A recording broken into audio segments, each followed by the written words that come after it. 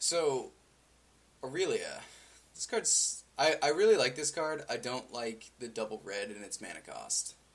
Yeah, it's kind of restrictive. I mean, you can Cavern Naming Angel, and you'll most likely have the white just on your colored lands, so you can just use the caverns for the red. Yeah. But red is a huge liability right now. Not saying that in Gatecrash it's not going to get a lot better, but... You have to run a minimum of 4 red shocklands to play this card, if you're running caverns. Yeah, that's probably about right. Like 8 sources, and even that, I would probably even want more than that. Yeah, but that's like the bare minimum. I'd probably be running, like, you know, a Clifftop Retreat or 2 in place of some planes or whatever. Yeah. Depends how many Aurelias you're running. Yeah. I mean, I really like the idea of her in a control deck. Yeah, same. And I think she pairs so well with Restoration Angel. Just, not because they blink each other or anything, but, like, both of them have evasion, so if you play your Restoration Angel earlier on, like, they go to swing, like, you're playing against an aggro deck, and they go to swing and you Restoration Angel and kill one of their guys, like their Thalia or something, and then you follow that up with an Aurelia, you're bashing for 12 damage. Yeah, it's a lot. Minimum, just with those 2 cards, not to mention if you have something else on the field. Yeah. Or if you have, like, a Sorin emblem or something like that, you know. Yeah. Which I always thought, like, next leveling... Lingering Souls tokens. Yeah, we were talking about next leveling the Restoration Angel, and, like, if you play Sorin and make an emblem, and now your Angel's a 4/4 and there's a 3/4, that's way better. Yeah, it's so much better. Although, I think I like the idea of just playing Vault of the Archangel and just threatening the lifelink Death Touch, you know? Yeah. Like, once again, we don't know what the mechanic of this thing is. It might be, like, a viable 2-drop or 3-drop that, like, Battle Cries or something, like, similar. This card's actually pretty sweet with Vault as well. Because you don't have to activate it twice, you just have to activate it once. Yeah, but you have to untap with this card. I want to be killing with this card when I cast it. Right. I mean, I feel like it's going to be like Craterhoof Behemoth, not as big as Craterhoof Behemoth, but obviously scaled down for 6 mana, where you're going to play it, and if they're not dead, they're going to be hurting. Yeah, I kind of wish the Vigilance was something else, though. Dude, Lifelink would be insane. It kind of does the same thing as Lifelink, to be honest. What? The whole point of the Vigilance is, like, so you bash for, like, in the air, and you hold it back as a defender, right? Like, I just feel this card wants to be, like, killing. Like, cut the Vigilance, add a power, that's it. Oh, just be Flying Haste 4/4? Yeah. Like, the Vigilance is very irrelevant, because she untaps anyway. Yeah, but I mean, she plays defense after bashing twice. Yeah, but who cares? You'd rather attack for another 4? Like, you could just attack, untap her, and just bash for the rest of the guys and leave her home. I don't think you're necessarily going to kill them every single time with this card, though. I feel like it's something that's gonna put an insanely fast clock on them, like 1, 2, 3 turns. But I don't know. I don't realistically think I'm ever going to untap with this card. What? Yeah, like I think that I'm just gonna try to hoof in, and that's it. Like, they're probably just gonna verdict me or something afterwards. Maybe you're right. I mean, I guess it depends on the style of deck that it is, you know. Yeah. But the thing is like, I don't really want to play this card as a Thundermaw Hellkite. And I'm not saying that saying that it's bad like Thundermaw Hellkite is, but like Thundermaw Hellkite is the top end of the like red deck beatdown curve, right? Right. I don't want to be playing this at the top end of a red deck beatdown curve. Actually, Hellkite into this should be instant kill. Right, but that's not what I want to be playing. Like, right, I want to be playing some grindy control deck. I want to use this as a, like, you play this in like America Control, and this is your finisher. It's like a Lightning Angel. Right, like I was like end of turn a Restoration Angel and a Snapcaster. Then it's when Aurelia, I Cloud Shifted, kill him. Oh, Snapcaster's cool too, and I like Restoration Angel with Snapcaster as well. Yeah. Because being able to like Snapcast a Thought Scour or something stupid like that is totally fine. Or even just like an unsummon or something relevant. Sure. Or a Bolt, like Lightning Helix. Think they'll print Lightning Helix? I think they should. No, really? Yeah. As if there wasn't enough life gain in the format already. Who cares? I don't know. Weren't you? Like, I want some. Weren't you the one that good. Like? What was that tournament that you went to and you went like 2-0-6 or something? Which one? The one where you drew like how many rounds in a row? Oh right, the GP, like infinite draws. Yeah. And you're saying they should reprint Lightning Helix? Hell yeah. Okay. I think it really is sweet. I don't want to be playing her in a beatdown deck. I do want to be playing her in a control deck. She has an awesome creature type. Her mana is a little janky, but hopefully red will get better with Gatecrash. So we can play Museum Mortars and stuff like that. And this is actually the last deck we're going to talk about for Gatecrash. This is actually an idea that you had that I combined with an idea that I had forever ago. Which actually really was an idea that I had, but I've always really liked the combination of Faithful Suiting, Wild Guess, and Tybalt. Like, you get to see so... First of all those cards are very good. You get to see so many cards in your deck with those 3 cards. You think Tybalt's good? Yeah. You get to see... Like, the person that sold me on Tybalt being, like, a good card... I mean, one of his biggest problems is you have to be playing, like, core red to play him, right? Yeah. And so we already know that that's bad. And on top of that, he's not even a red card. He's double red. Yeah. So, and he's not a creature, so you can't, like, Cavern in. So it means that you can't play Cavern with Tybalt. So he has a lot of liabilities that come with him.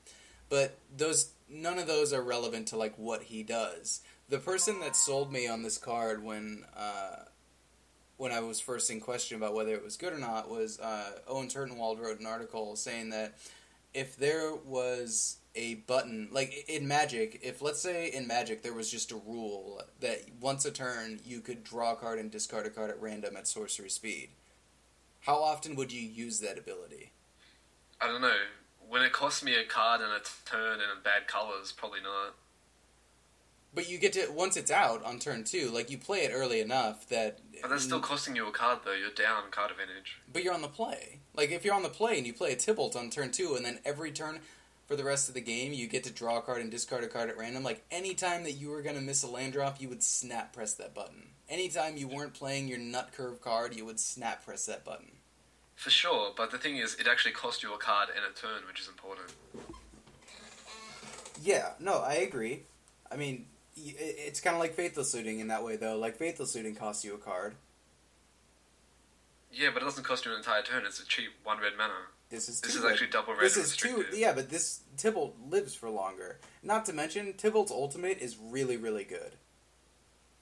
Yeah, I don't think you're ever going to get to the ultimate. I think they'll just interact with it. Bullshit. Everyone says that. No one's played with Tybalt. For a reason, because the card is... No, you remember when the core red Reanimator deck played Faithful Suiting and Wild Guess and Tybalt? And they would try to Faithful Suiting their Grizzlebrand to the graveyard and Unburial Rites, and they played like Lingering Souls and stuff. It was during the Delver season. It was a very I think I remember Brad Nelson playing some shitty brew. Yeah, it was a very tier 2 deck, not competitive, but it was the Reanimator deck of the time, right? Right. And also because they were reanimating Grizzlebrand, which is not fast enough.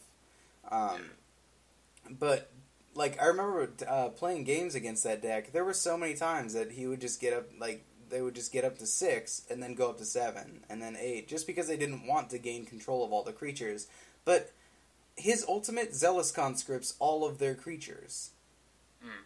That's really good. Yeah, sure, it's a powerful effect. But I just don't think this card's worth it, though. It might be okay, but I'm not sure. I've never been sold on it.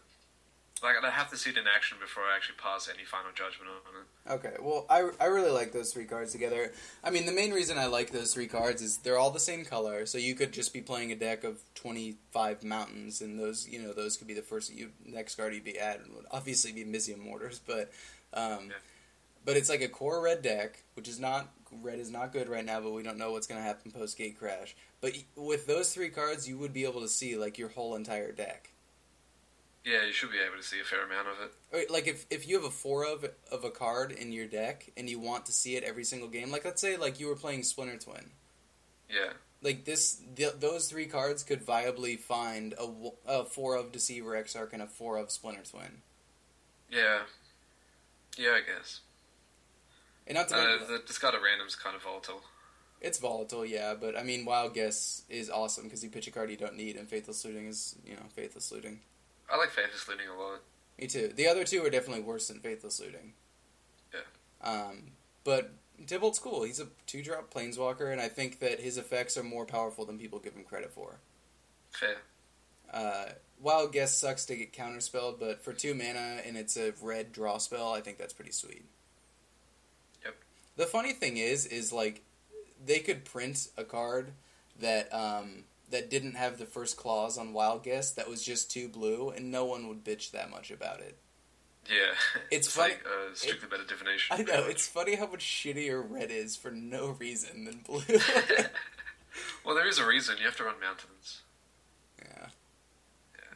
Strictly Western Island. But yeah, the idea behind this deck, originally, I immediately started talking about the Faithless Looting, and I apologize, Sasha, because this was your idea. You want to go ahead and tell them? Since it's your idea? I was just randomly brewing in my head with Bulbarikmus. This is like one of the only cards that have been spoiled. And I just like thought of Creeping Renaissance out of nowhere. It just seems like insane that you can just one-shot people with this card. Yeah, like, that was the other thing I thought about the deck is the Faithless Looting and Wild Guess until will put a shit ton of cards in your graveyard, so the Creeping Renaissance would, you know, you wouldn't necessarily have to choose land, although if you had a shit ton of lands in your graveyard, or if you, like, get the Borborygmos out, and then you pitch all your lands at them, and then Creeping Renaissance, and then pitch all your lands again. Yeah. Like, let's say you need to pitch all your lands killing their creatures at first, because you can't quite nug them to the face. Like in Valakut, when you had, like, 6 Valakut triggers or something, and, like, they were at 20, like, you can't kill them, but you're dead next turn, so you have to wipe their board first, and then play another Primeval. Right. So he kind of does... It actually does kind of like... Borborygmos reminds me a little bit of Valakut. Kind of, yeah. I mean, I want to be playing Abera Rights in this deck as well. Yeah, I mean, I just kind of wanted to keep it core red-green and see what would happen, because, I mean, Gruul is coming out. Yeah, who knows what's going to happen. So if you do just keep this deck kind of red-green, then and they do print some really good red-green whatever cards, like, this might be viable, just ramping into them, who knows. Yeah. I mean, Mizian Mortars is good. Huntmaster and Thragtusk are, like, you wouldn't want to be playing anything else against an aggressive deck. Yeah, it's, like, very viable to actually one-shot with the Creeping Renaissance as well. Totally. There's so many lands. Even if you were, like, playing against an aggro deck, and you played, like, a Huntmaster and they killed it and got through, and then you played a Thragtusk and killed and got through, and then you played another Huntmaster and they got through that, and then you just, like, Renaissanced with a shit ton of lands and played another Huntmaster. Like, Renaissance for creatures. Yeah, you could even play Bonfire in this deck, maybe. Yeah, I don't know. I mean, actually, I liked Bonfire the most in Kessig Wolf Run for the same reason, was that you could viably hardcast Bonfire for a significant amount out of your hand. Right. Like, if you had 14 mana, like, you could either drain it into a Kessig Wolf Run or into a massive Bonfire. Like, the red-green charm might be relevant as well. Yeah, like, the red-green charm might actually make you put a land from your hand into play. Oh, like Explore? Yeah. Oh, that'd be Explore. cool. You just get to play additional land, pretty much, yeah. Oh, that's terrible. One red, one green, put a land into play? Red-green land into play from your hand. Oh, doesn't seem unreasonable. Just as, like, an option? Yeah. Yeah, I guess that wouldn't be terrible if you, like, mulched for a ton if you had a ton of lands in your hand, but... Actually, it's instant speed, so it won't be played. Yeah. I don't know. I mean, you might have to word it like you put definitely a land from your hand into play. If that was the ability, there are definitely times you would use that. Like if you could use it as a turn 2 ramp spell if you needed to. Like if you, I mean, I think it would be way better if it's a draw card. Like it was just an instant speed explore. No, but all the charms focus on abilities that just cost one single color. Yeah, explore is one color. An explorer is like 1 and a green. What I meant, like converted mana cost 1. Is that like true? Like the smelt. Yeah, it's true. Check them all the charms. I have to look back at them, but yeah. I believe you. I thought it was just based on kind of the flavor of the colors, but... They choose the colors and they choose 1 converted mana cost spells. Wait, what like about... The only one that I can't understand is Zori's charm with Excommunicate. Is there... Is it charm? What is the card that does 2 damage to a creature? Shock, but... No, shock is not that. I know, there's some card, I know it exists. I don't know if it does. I've been thinking about that for a long time, and I haven't been able to figure it out. Shock is close enough for an example. I know, but... Just saying, bro. You said they're all based off of cards, and there's one for you. Yeah, I'd like to see that card. It's probably obvious, and I just can't think of it, or haven't been able to think of it. Try to find it. But yeah, this is just an idea for a deck going into Gatecrash, and so yeah, that's our. We can go ahead and wrap it up, I think, Sasha. Yeah. Yeah, pretty much. We'll probably, we start seeing more Return to Ravnica spoilers, we'll start doing more of this.